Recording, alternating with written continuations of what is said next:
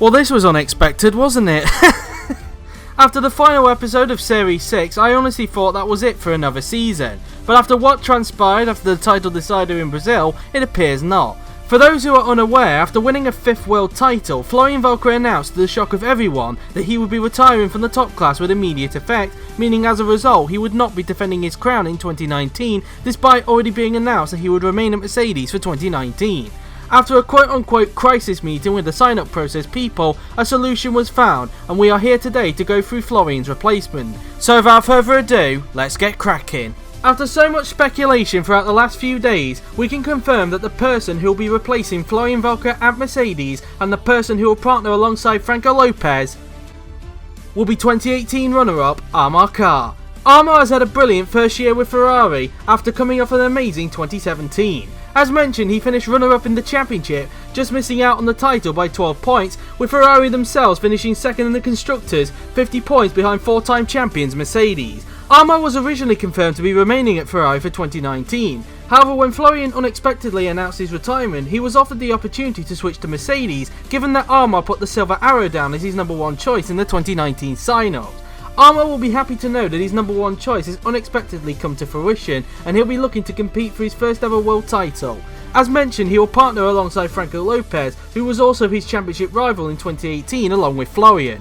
With Mercedes now out of the way, the focus is now on Ferrari, because as a result of Amarcor moving to Mercedes, the question on everyone's lips is who will replace him at Ferrari. Well, luckily for you guys, we have that answer as well. So ladies and gentlemen, we can now confirm that the person who will be replacing Amarcor and partner alongside Joseph Willows for 2019 will be former Toro Rosso driver Laura Chung. Laura has had an amazing rookie year, with her already gathering a reputation for being an amazing overtaker. She finished the year in 15th place, 2 points behind Televi Teranon, and her team Toro Rosso finished 8th in the Constructors, beating McLaren by 10 points. Laura was originally going to be confirmed as a test driver for Ferrari as a result of her leaving Toro Rosso due to the pick order, and as a result of her putting the Maranello team down as a number one choice. And after Ferrari announced that they were originally going to retain Amarcor and Joseph Willows, it seemed initially that Laura would be out of a drive for 2019 and that she would probably have to spend a season in DTM. However, after Florian unexpectedly announced his top class retirement after he won his 5th world title, and Amarcor was offered the opportunity to switch to Mercedes, it meant that there was an opportunity for Laura to upgrade her status from test driver to main driver. Laura will be relieved to still be in the top class for 2019, and she will be looking to compete for her first ever world title and hope to become the first female to win a championship in the process. As mentioned, she will partner alongside Joseph Willows, who will be at the Prancing Horse for the 9th successive season. With these news out of the way, we now this time have a complete grid for 2019. So to recap, here are the teams and drivers of 2019 in the order that they finished in the Constructors' Championship. Mercedes will retain Argentine Franco Lopez, and he'll be joined by 2018 runner-up Amarcor. Ferrari will retain 2-time world champion Joseph Willows for the 9th successive season, and he'll be joined by former Toro Rosso driver Laura Chung. Rebel will retain 2009 world champion Mika Lascal for the 8th successive season, and he'll be joined by 2011 GP2 champion Franco Gamba. Haas will have an all-new lineup consisting of 2 GP2 promotees, which are Brit Chris Chatfield and 2018 GP2 runner-up Jared Fosbury. Renault will retain their lineup of 2-time world champion Jay McKenzie and Irish veteran Evan Byrne. The renamed Alfa Romeo team will retain 2017 DTM champion Gabriel Gomez, and he'll be joined by Italian rookie Andre Vaderi. The renamed Racing Point will retain Roland Motrin, and he'll be joined by 4-time race winner George Roque, who will return to the Silverstone-based team and reunite with Roland for the first time since 2010. Toro Rosso will have an all-new lineup consisting of Formula E promotee Matteo Catalan and GP2 promotee David Coulthard. McLaren will retain Kirishima De Rosa, and he'll be joined by current Sauber driver Paulino Tomaselli.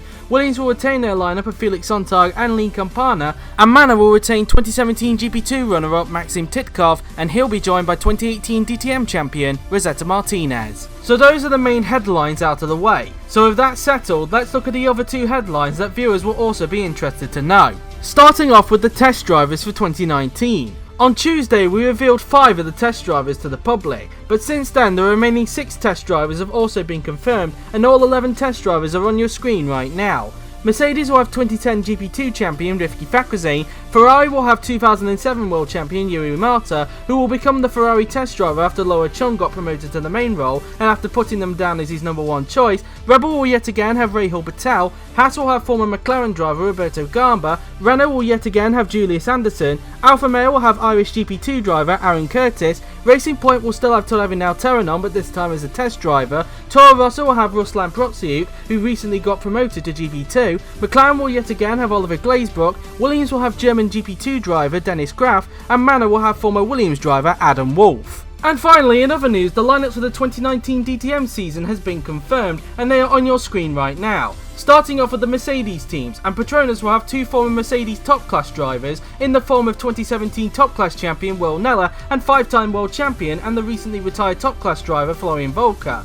For anyone who is wondering why he is in DTM after he said he would retire, it is because he is only retired from the top class and not from GP4OC as a whole. The Remus team will have Victor Abobo and former McLaren driver Roberto Gamba. The AMG Motorsport team will retain 2016 DTM champion Julius Anderson, and he'll be joined by former GP2 driver Hoang Minh Nguyen. And the Superfoul team will have 2014 DTM champion Michael Mocho again, and he'll be joined by former Campos GP2 driver Christoph Berenek.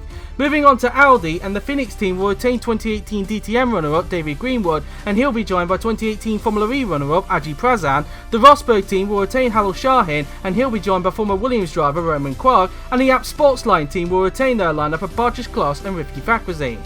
And finally on to BMW. The RMG team will retain Oliver Glazebrook, and he'll be joined by 2018 Formula E champion Max Norberg, who will officially end the curse of reigning Formula E champions not being promoted. The RMR team will retain Adam Wolff, and he'll be joined by 2018 BTCC runner-up Daniel Fraser. The Triple R team will have former GP2 driver Alessandro Tomaselli, and he'll be joined by American Will Parrish. And the RBM team will retain Robert Ionescu, and he'll be joined by 2018 BTCC title contender Johan Peterson. So that is your DTM grid for 2019, and in terms of the calendar for 2019, that will be revealed at a later date. For anyone wondering about the lineup for the off-season endurance series, which closed at the same time as DTM, that will be revealed at some point next week.